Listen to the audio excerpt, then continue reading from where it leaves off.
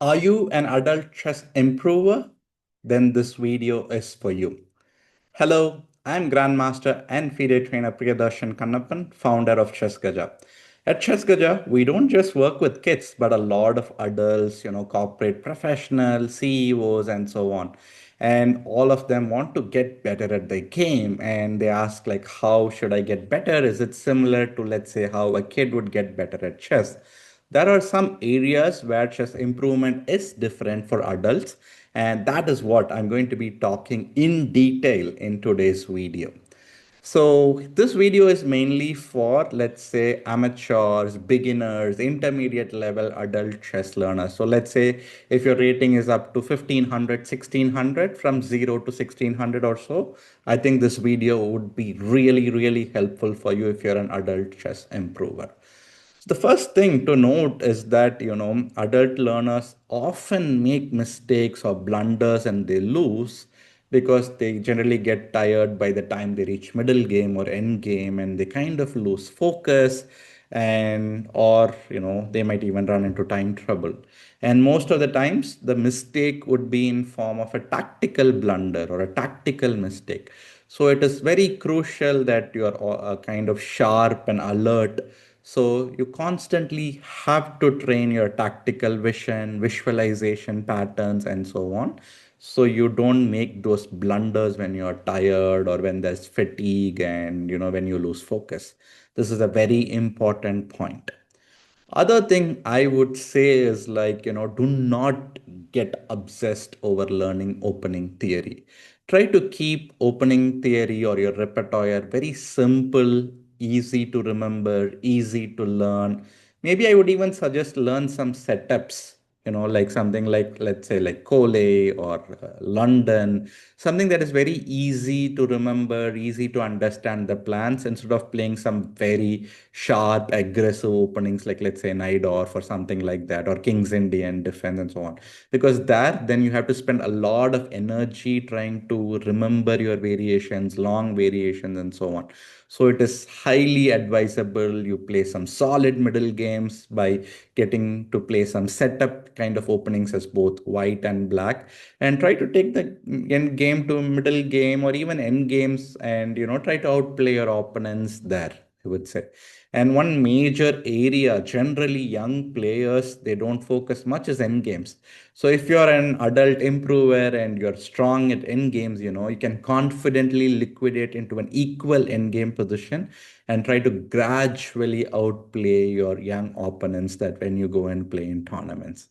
And another thing is that, lot of adult learners, let's say if you picked up the game very late, not you didn't even pick up the game when you were young, but let's say you started learning chess only when you're 30 or 35 or 40, you might have this kind of feeling that, oh, I'm going to be terrible in tactics because I'm not that sharp as a young player. But I would say, this disbelief or this thought process itself will affect your calculation ability a lot. So don't think much about it and try your best to improve in calculation and the visualization. And to get better at visualization, there are a lot of like blindfold puzzle solving websites. So don't just go and do your regular puzzles on chess.com or Chess, like Puzzle Streak or Puzzle whatever things. I would strongly suggest you do some of those blindfold puzzles. And one website I would definitely recommend if you're looking to solve blindfold studies or puzzles and so on is Lee Study is a very good site because there's also tactics and pieceless tactics, where it adds an additional layer of visualization to the puzzles that you're solving. So it helps you to get much better at calculation. And one important thing I would say is, if you're, let's say, solving a puzzle on physical chessboard or something, don't make the moves on the board. Try to calculate the full answer, including the best defensive responses or all the defensive responses that your opponent can play in that puzzle or tactic, and solution. Write it down on a piece of paper and then compare your answer to the answer of the puzzle. So this way, you're going to keep yourself accountable as whatever you have written is the line, and whatever the answer, can compare only that. Because often we will have this mentality like, I was thinking about that line in my calculation. We'll try to convince ourselves that we saw that line, but actually, we might have not really seen it or not really evaluated. So when you write down the lines that you're evaluating or calculating, that is your answer, and whatever the answer that is printed as the solution is the official answer. So you're just going to compare this to that, and you're not going to give into any other additional variations. And other thing I would say is like adult learners often think that they need to learn a lot of things, and they try to kind of unnecessarily complicate their training process. And it's kind of like, going after the next new shiny thing. Suddenly a new book might get released, or a new course might release, or a new app might come on chess training. They'll be like, oh, maybe my friend is using this and it's helping him or her to get better at chess. So maybe instead of continuing on my current training plan, let me switch to it.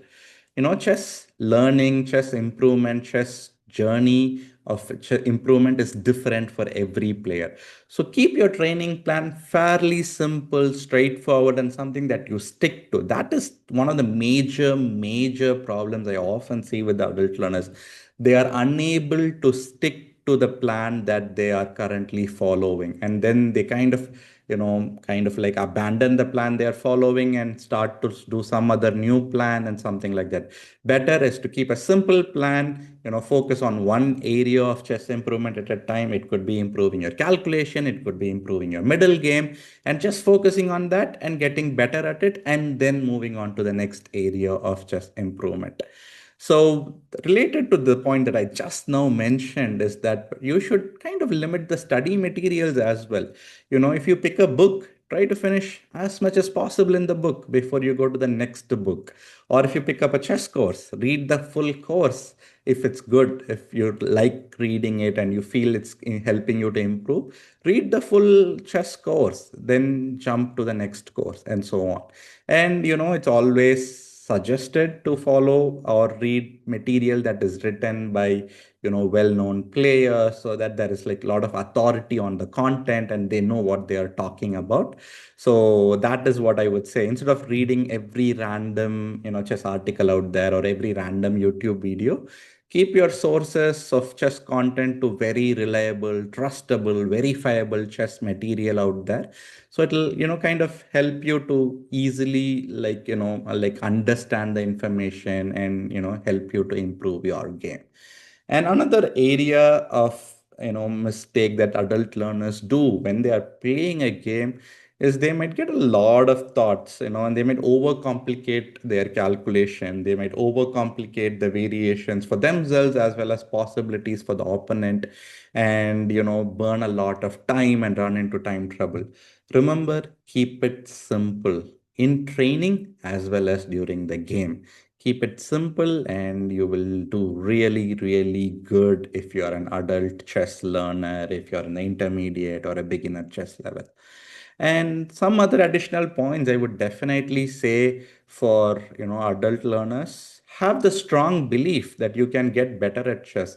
I have personally seen players who have gone from, let's say, 1200 online rating to 1500, 1600 rating in, let's say, 6 to 8 months of dedicated chess study, and at the same time managing, let's say, a full-time job or having a very busy work schedule. So, that belief is very important, that if I put the effort, I can improve at chess. Because if you don't believe and you are kind of a skeptic of your chess improvement, then it's going to be very tough to improve at chess. Yeah. And chess improvement will happen at any point in time. It's a matter of effort and how you can execute the theoretical knowledge that you learn into practical application. And it is true that kids learn faster in chess, but that doesn't mean adults cannot improve at the game. So that is something, you should strongly believe that, you should not have this thought, oh, I cannot compete against kids if I go and play in a tournament. Not really, for example, Viktor Korchnoi was like, in his basically 80s and all, and he was playing against young and upcoming players and beating them and so on. So, and we've seen players who are even like 95-year-old or like close to 100 playing in chess tournaments in US or in Spain and so on. And, chess learning for adult is a very good thing, because there are enough studies to show that, chess players generally don't get Alzheimer's when they get old. So it's not just for that, but for your own enjoyment of chess. If you're playing, and also you get all these added health benefits and so on, or brain cognitive related benefits. And another thing I would say for adult learners, keep your goals realistic. Don't be like, okay, this year I'm at 1,000 rating. By the end of the year, I'll be like 2,000 rating. I'll manage to do it in a single year. Keep it smaller, achievable goals. Let's say, in let's say 3 months' time, I would try to increase by maybe 100 points. Something that seems realistic, achievable, and keeps you motivated to reach your goal. And as you reach the goal, you feel further motivated to go towards the next goal. So setting realistic and at the same time ambitious goals. You should not be like setting over ambitious goals like, okay, I'm going to increase 1,000 points in a year. That's not going to happen at all. It's like close to impossible, I would say. And definitely, chess improvement takes time and takes a lot of individual effort. So don't kind of like, outsource your chess improvement to a chess coach like completely. A chess coach or a mentor can guide you, can show you the path to chess improvement, but the real actual work of chess improvement has to come from you, the adult chess learner. And I would say at least 2 hours a day, if possible.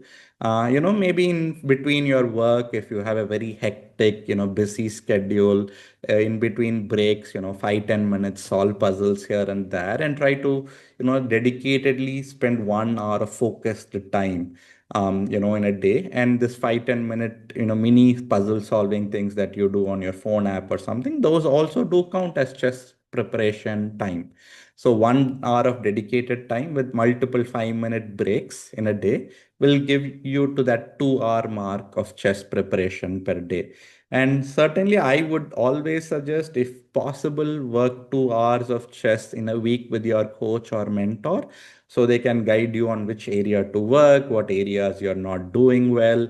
And a lot of adult learners, when I interact with them, they say, like, I ran my game on a computer engine and it said I played with 90% accuracy or 70% accuracy. And it said I played so many brilliant moves, so many good moves. Why do I really need a coach or a mentor? Because I can just watch those videos on chess improvement and I'll just try to apply it.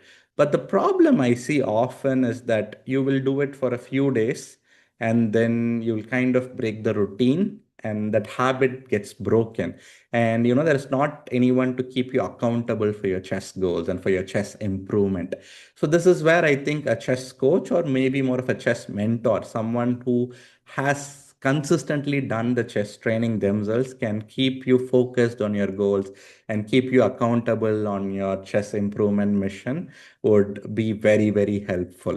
So that is why I would say, spend around 2 hours at least a week with your chess mentor, and remaining time you can study independently chess based on the suggestion of material or books, whatever the mentor suggests for you to read or learn. And chess improvement is, as I said, it's time consuming. It will also kind of take your time away from maybe family time and career time and so on. So, be very aware of the trade-offs, how much of family time or career time you want to give up in pursuit of your chess improvement. That decision can purely be made by you, because you know your time availability, how much time you have to allocate to different aspects of life. So that's very important. And remember, chess is a part of life, is never the only thing in life. So with that in mind, allocate your time wisely for chess and your other life commitments accordingly. And as I said, there are a lot of resources that are catered to adults, or like, let's say a study plan. For example, at Chess Gaja, for every learner, be it an adult or a kid, if they request for a timetable, I put one together personally for them, that caters to their requirements. If a student is more of a visual learner, watches a lot of videos, I suggest a lot of YouTube content that's curated to their chess improvement. Or if they are more of like someone who reads books a lot, and then I give more book suggestion that is kind of designed to their chess level. So like that, there are a lot of resources for you to easily or kind of like, customize a plan that caters to your chess requirements and the time that you have, every day to spend on chess accordingly. The key thing is to follow the plan. And also, I would say, let's say, in your home, you should create kind of like a space where it's just you and chess without, let's say, much of a distraction or disturbance. Because if you think, okay, I just log into an app or a website, let's say like something like Chess or chess.com, and I play 3 games, and will that count as a chess improvement time? Not really. It will get counted if you play, let's say, a blitz or a rapid game and analyze the game in depth and understand what good things, what mistakes you did, analyze them in depth, then it will certainly count. But if you just blindlessly play, let's say, a bunch of blitz or bullet or rapid games without any evaluation after the game or analysis after the game, that is just more like chess entertainment and not chess education. So clearly understand the difference between chess learning, what is chess entertainment, what is chess education content, and so on. So this is what I would say. And another thing which is kind of a problem that's very, it's more often for the adults and than the kid learners, in my opinion, or my expertise working with adults and kids, is that chess players, especially older chess players or adult chess players, are kind of rigid in their thought process, in their chess habits, and so on. So it's kind of tough to make them understand, this chess habit or this pattern of chess thinking is wrong, if it is a wrong methodology they are following, and making them come out of those bad habits and learn the correct approach. As kids, it's easy to kind of give them the guidance and mold them in the right path, because they might not have built a lot of those chess habits, or they're more flexible to learn new concepts much easier. But as adults, we generally are not so open to change many times. So we try to stick to things that are very safe and comfortable for us, and things that we have done for a long period of time. And same way, we try to stick to our old habits in the ways we calculate, or ways we evaluate a position, or ways we think about a position.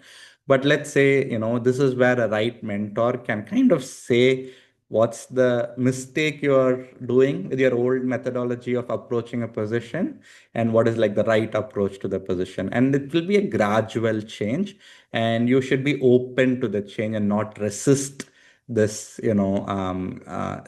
giving up your old chess habits and learning new chess habits.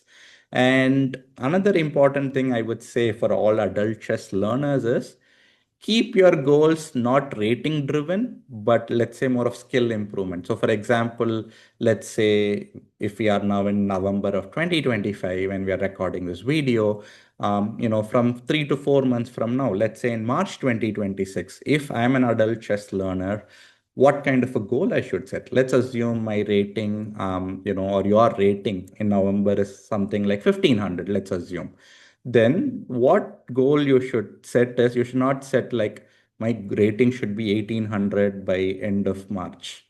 Instead, set it like this. Okay, now I can visualize a 4 move position very clearly. And by March, I should be able to visualize and calculate a 6 or a 7 move position clearly. So this way, because ratings fluctuate every day, so you can't say like, okay, yesterday I was 1700, today I'm 1680. So am I a worse player than yesterday? Not really. But that's kind of the thing, right? But imagine if you can clearly see 3 months ago, you could only calculate a position with 4 moves, and now you can calculate 7 moves.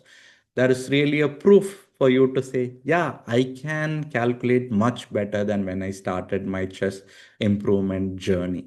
Yeah. And this is so ratings will always catch up if you get better at chess. There'll always be a slight lag in the rating catching up to your chess level. So keep your focus on the chess level and chess skills.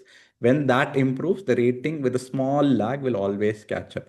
I have never ever seen in my chess experience where a chess player has a much higher rating, but their chess skill is really low.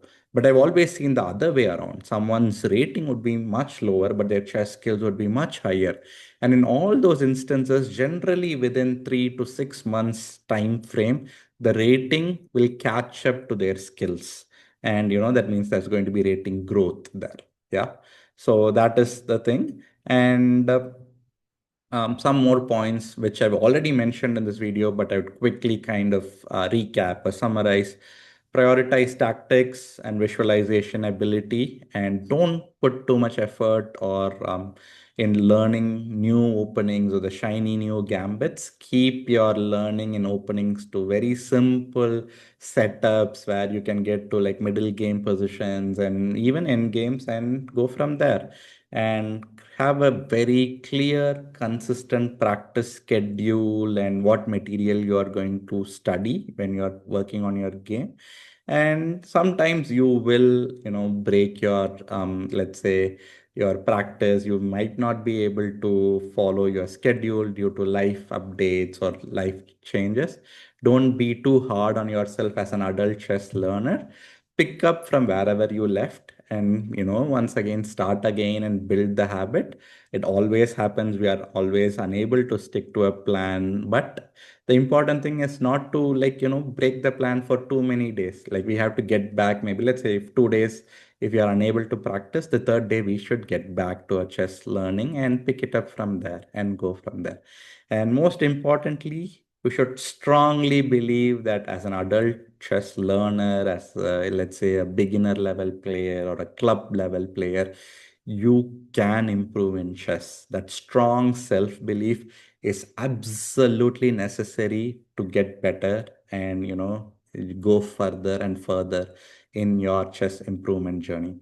This is basically what I've worked with all the adult learners I've personally taught. I've seen the struggles of adult learners when I've interacted with them. These are the things they kind of make mistakes and they correct, and then they get better at chess. And I've kind of shared it in depth. If you found or if you find these tips very helpful, share it with your adult chess learning community.